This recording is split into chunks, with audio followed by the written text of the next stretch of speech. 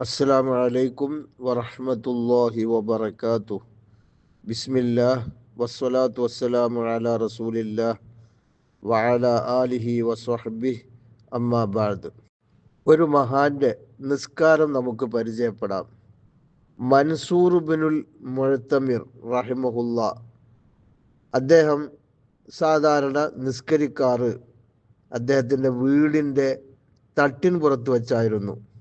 അങ്ങനെ അദ്ദേഹം മരണപ്പെട്ടു പോയപ്പോൾ ഒരു കുട്ടി തൻ്റെ ഉമ്മയോട് ഒരു സംശയം ചോദിക്കുകയാണ്. ഉമ്മ, ആ വീടിൻ്റെ തട്ടുംപുറത്ത് ഒരു മരത്തടി ഉണ്ടായിരുന്നല്ലോ, അത് ഇപ്പോൾ കാണാൻ കഴിയുന്നില്ലല്ലോ, അതെവിടെ പോയി? ഇതാണ് സംശയം. സുബ്ഹാനല്ലാഹ്, ഉമ്മ മറുപടി പറയുകയാണ്, മോനെ, അത് മരത്തടിയായിരുന്നില്ല, അത് മൻസൂർ ബിനു അൽ മുഅ്തമിർ എന്ന മഹാൻ നിസ്കരിക്കുകയായിരുന്നു. ഇപ്പോൾ അദ്ദേഹം മരിച്ചു പോയിട്ടുണ്ട്.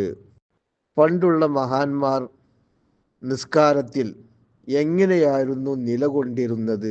ഒരു മരം പോലെ അനങ്ങാതെ ശ്രദ്ധയോടുകൂടെ നിസ്കരിച്ചിരുന്നു എന്നതിൻ്റെ ഏറ്റവും വലിയ ഒരു പാഠമാണ് ഇവിടെ നാം കണ്ടത്. അങ്ങേയറ്റത്തെ ഭയഭക്തിയോടുകൂടെയായിരുന്നു അദ്ദേഹം നിസ്കരിച്ചിരുന്നത് എന്നർത്ഥം. നിസ്കാരം എന്ന് പറയുന്ന റബ്ബിനോടുള്ള ഈ സംഭാഷണം വളരെ ഒഴിഞ്ഞ നല്ല ഒരു സ്ഥലത്തായിരിക്കണം എന്നാണ് ഈ ചരിത്രം നമ്മെ പഠിപ്പിക്കുന്നത്.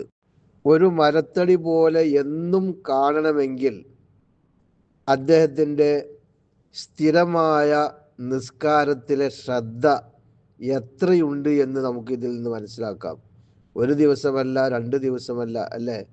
എല്ലാ ദിവസവും ഒരു മരത്തടി പോലെ അവിടെ കാണണമെങ്കിൽ എല്ലാ ദിവസത്തെ നിസ്കാരവും വളരെ ഭയഭക്തിയോടുകൂടെയാണ്, അച്ചടക്കത്തോടുകൂടെയാണ് അദ്ദേഹം നിർവഹിക്കുന്നത് എന്നാണല്ലോ അതിൻ്റെ അർത്ഥം.